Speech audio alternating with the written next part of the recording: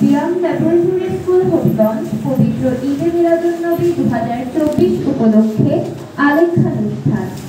আলোর দিশারি প্রিয় নবী হযরত মুহাম্মদ সাল্লাল্লাহু আলাইহি ওয়াসাল্লাম। পৃথিবী যখন পাপ পঙ্কে নিমজ্জিত, মানুষ পথে প্রবিষ্ট, তখন মহান আল্লাহ একজন মহাপুরুষকে পাঠিয়ে বিপথগামী মানুষকে সত্যের পথে ন্যায়ের পথে চলার নির্দেশ দেন।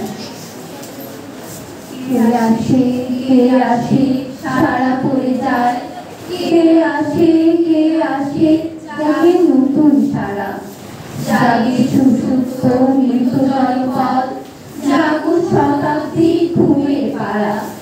হারা সম্বিত ফিরে দিতে বুকে, তুমি আনো প্রিয় আবে হায়াত। জানি রাজা মনিরা রশিদে জাগে প্রভাত। মহানবী হযরত মুহাম্মদ সাল্লাল্লাহু আলাইহি ওয়াসাল্লামের পবিত্র আলোক শিখা পাপ প্রেদাক্ত মুমূর্ষ ধরণীকে প্রাণ ফিরিয়ে দিয়েছিল। আমাদের প্রিয় নবী হযরত মুহাম্মদ সাল্লাল্লাহু আলাইহি ওয়াসাল্লাম এমনই একজন মহাপুরুষ, যিনি পথভ্রষ্ট আরব জাতি তথা বিশ্ববাসীকে সত্যের পথে, ঈমানের পথে, মহান আল্লাহর পথে চলার নির্দেশ দেওয়ার জন্য মরুভূমি আরবের বুকে জন্মগ্রহণ করেছিলেন।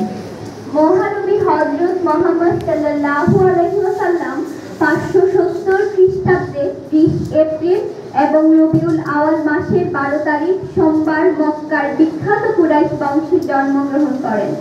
তার পিতার নাম আব্দুল্লাহ, মাতার নাম আমিনা। তার দাদার নাম ছিল আব্দুল মুত্তালিব। জন্মের পর তার নাম রাখা হয় মুহাম্মদ এবং আহমদ। তার জন্মের পূর্বেই পিতা আব্দুল্লাহ মারা যান।